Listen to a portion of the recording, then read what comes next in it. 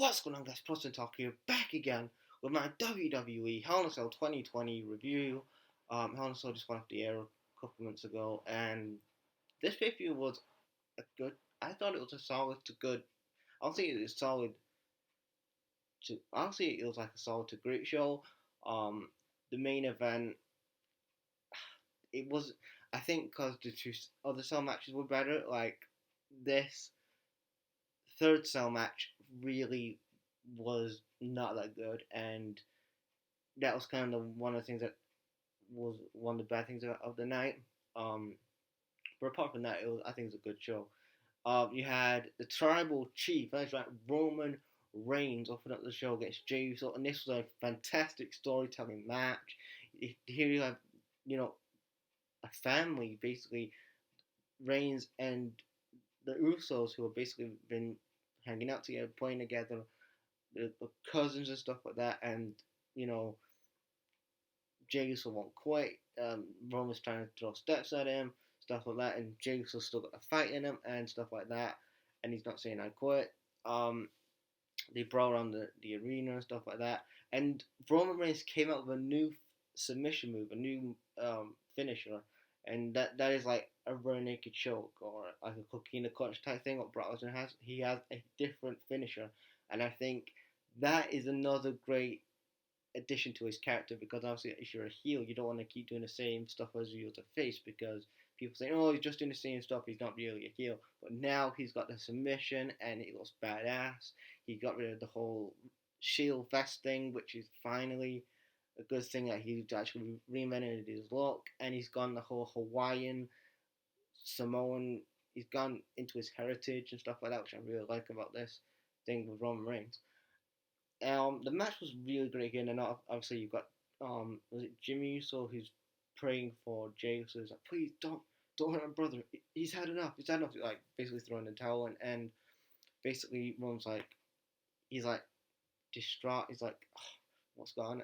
What has happened? Like what is going into my head and stuff like that. And Jey was like, come with me and stuff like that. And obviously it was a trick and stuff like that.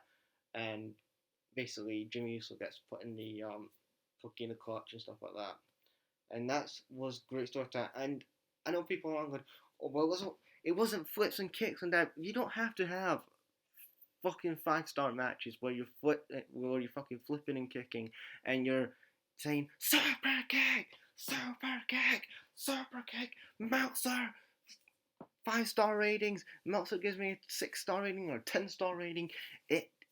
That doesn't get anybody over in the world of professional wrestling.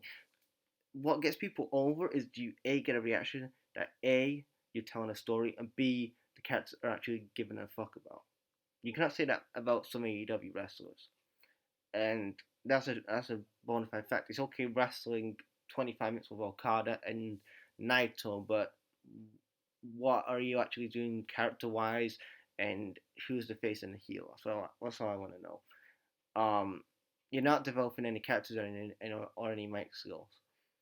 So the second match tonight, it was Jeff Hardy versus Elias. This was like a good cool down match. Elias wins because Jeff Hardy basically lost his cool at this point, and he threw a guitar over Elias's head, so Elias was by DQ. So it looks like this feud's going to continue. Then we had The Miz versus Otis, and obviously this is for the Money Back briefcase out. And this was another good storytelling moment that we had The Miz and Otis, and I love the court segment where you had like the JBL and Teddy Long, and it was just amazing. And having segments like that, even though it's corny, even though it's maybe Bush League or whatever, it's actually making it entertaining and putting, actually making me want to be interested in an Otis feud. So it's done a good job. And basically, this was a good solid match. And Tucker turned on Otis, and obviously Miz is the new Money in the Bank briefcase, which I predicted in my preview. And yeah, Miz is Money in the Bank. So it's like Miz won the Money in the Bank, like I said, and obviously he's going to cash in at some point. Maybe down the road we're going to get Miz and Morrison, which I'm hoping. Then we had um, Bailey versus Sasha in another great storytelling match in a Hell in a Cell. Well, obviously, the finish of the match was that basically Sasha put Bailey's neck in the chair. Obviously, that's how she got injured in storyline, and she made herself out to win the women's title. But anytime that Sasha and Bailey have a good match, like you're gonna expect a good quality match because look at the Iron Woman match they had at Takeover a couple of years ago, and then look at this match. I'm not saying it's better than that, but it was a really good match, and I I'm glad that they put it in the cell because it deserved to be in the cell. Um, then you had an impromptu um Bobby Lashley and this jobber faction, the Retribution or whatever they'll call jobbers. Um, I don't know, T-Bone or whatever his name was. Bobby Lashley gets the win, and basically the hurting business or whatever they're called um, face off with whatever their name is, Retribution, and I don't know. I don't care about the story. It was lame. I don't care about Retribution, and that's it.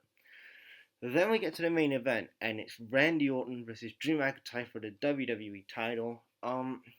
Actually, they went on top of the cage. I tweeted earlier and showed will somebody actually go on top of the cage and throw somebody off. They never threw some. Well, they technically did, but it wasn't like Mick Foley did 19. Well, I have to Mick Foley in 1998.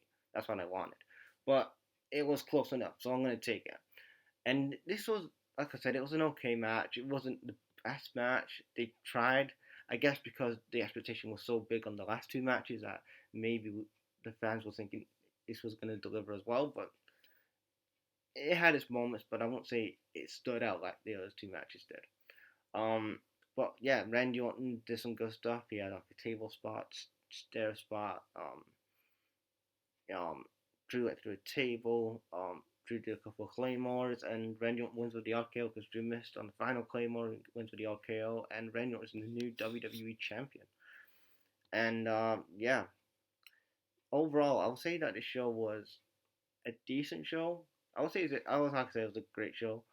Um, it wasn't that bad, and the two style matches and the Miz and Otis match was really good. So leave your thoughts, guys, in the comments, and